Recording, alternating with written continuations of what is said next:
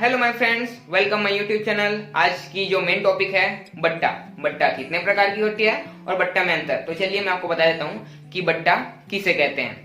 व्यापारी द्वारा अपने ग्राहकों को कुछ राशि छूट दी जाती है, उससे ही बट्टा कहते हैं। इसे हम इंग्लिश में डिस्काउंट बोल देते हैं और हिंदी में कुछ छूट बोल देते हैं। अब इसके दो प्रकार होते हैं, अब अच्छे समझना। पहला होता है व्यापारिक बट्टा, दूसरा होता है नगद बट्टा।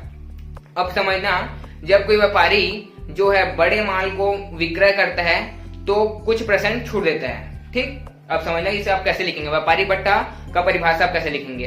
आप सिंपल से लिखना, व्यापारी द्वारा अपने ग्राहकों को दी जाने वाली छूट व्यापारिक बट्टा कहलाती है। आई होप कि आपको क्लियर हो गया होगा कि ये कैसे कहते हैं। मतलब आप समझ सकते हैं कि इतना सिंपल सा है। और उसके बाद है अब नगद बट्टा। सेकंड टॉपिक अपना नगद बट्टा।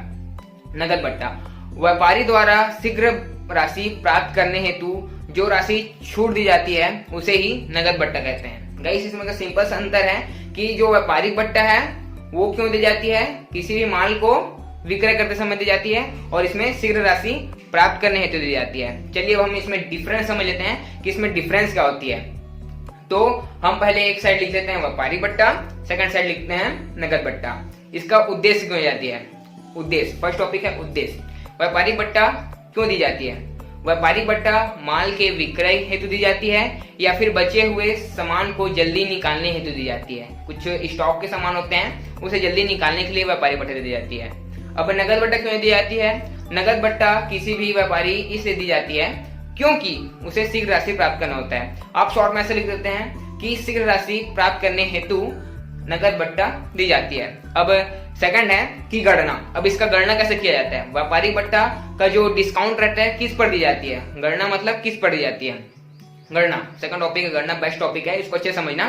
गणना किसी भी माल के विक्रय मूल्य पर इस राशि को घटाया जाता है। जैसे कि किसी भी किताब पर 100 रुपए लिखाया है और 100 रुपए में 4% डिस्काउंट के हिसाब से उसकी 4 माइनस कर दीजिए तो 96 रुपए उसकी वैल्यू हो गई। आई होप कि आपको समझ में भी आ गया होगा। और नगद बट्टा, नगद बट्टा का मेन गणना कैसे की जाते हैं। नगद बट्टा जब किसी भी हम माल को अपने कीमत पर, जैसे कि 96 रुपीज उस बुक की कीमत हो गई थी और उस 96 रुपीज में भाई तू जल्दी पेमेंट कर दे, तेरे को 6 रुपए और कम दे दूंगा। मतलब आप समझ सकते हैं कि 6 रुपए उसको नगद बट्टे मिल गए, मुंह पर जल्दी से दे देना।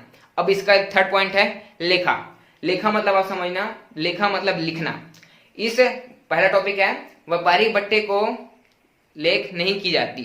व्यापारिक बट्टे को पुस्तकों में लिखा नहीं जाता क्योंकि इसे नगद में दे दिया जाता है। मतलब तुरंत ही इसे पेमेंट की जाती है और उसका कीमत उसको हम कम मान लिया जाता है। किसी भी बुक की कीमत हम कम मान लिए जाते हैं। और नगद बट्टा, नगद बट्टे की एंट्री पुस्तकों में होती है।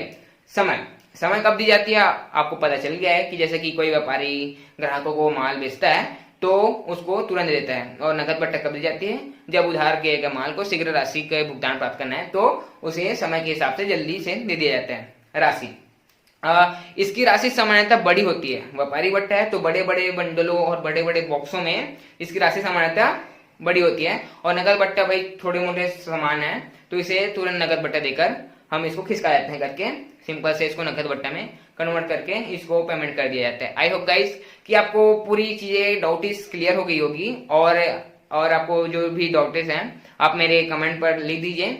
मैं जितनी भी पॉसिबल है मैं तुरंत ही आपको वीडियो अपलोडेड कर दूंगा। और thank you watching this video. Thank you guys and please subscribe my channel and like this video.